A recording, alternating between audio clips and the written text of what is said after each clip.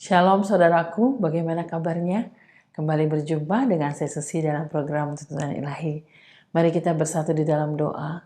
Kami bersyukur ya Tuhan buat waktu yang indah, di mana kembali kami boleh datang kepadamu dan mendengar firman-Mu. Mari berbicara ya Tuhan, kami siap mendengar dan juga belajar melakukan firman-Mu.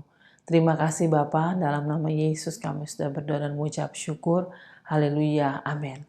Puji Tuhan saudaraku, hari ini kita sampai di hari yang ke-320 dan saat yang kita baca diambil dari Kisah Para Rasul pasal 7 sampai 8. Saya memberikan judul Sida-sida dari Ethiopia ya.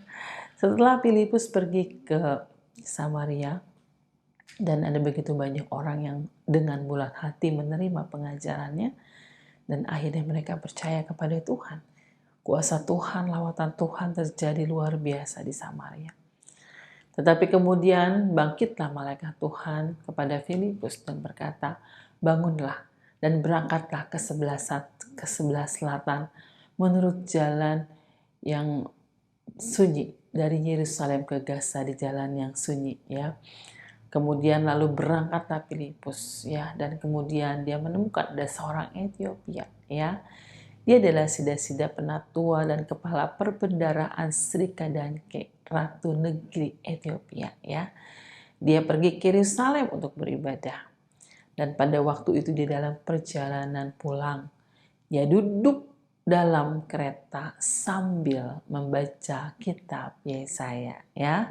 Sida-sida dari Ethiopia ini sungguh-sungguh memiliki kehausan dan kerinduan untuk dia mau semakin lebih mengenal firman Tuhan dan kebenaran.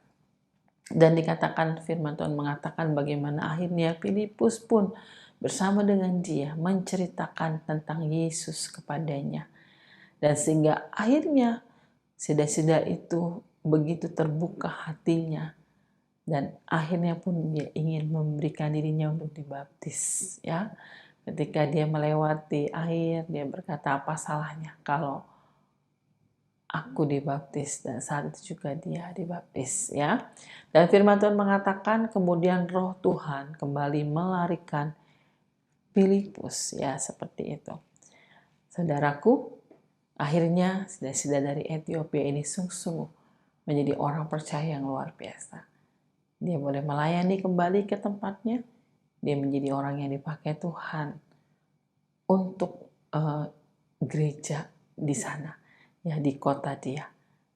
Kita bisa melihat di sini bagaimana Filipus adalah orang yang sungguh-sungguh peka dan taat kepada pimpinan Roh Kudus.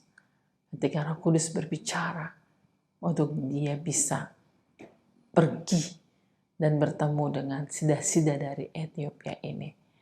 Saudaraku, ketika kita dipenuhi Roh Kudus, kita mau menjadi murid-murid Tuhan yang luar biasa, menjadi saksi-saksinya Tuhan.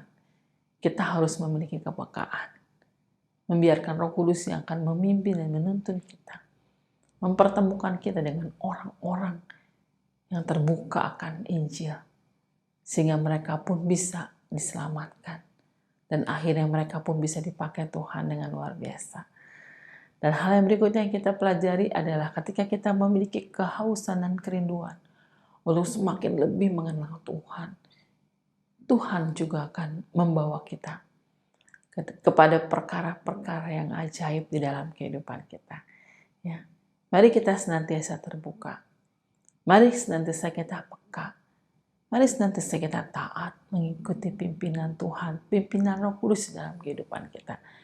Sehingga kita boleh menjadi murid Tuhan yang luar biasa, yang menggenapi rencana Tuhan yang besar di dalam kehidupan kita. Ya, oke, saudaraku. Dan nas akan kita baca besok diambil dari Kisah Para Rasul pasal 9 sampai 10. Tuhan Yesus memberkati kita semua. Shalom.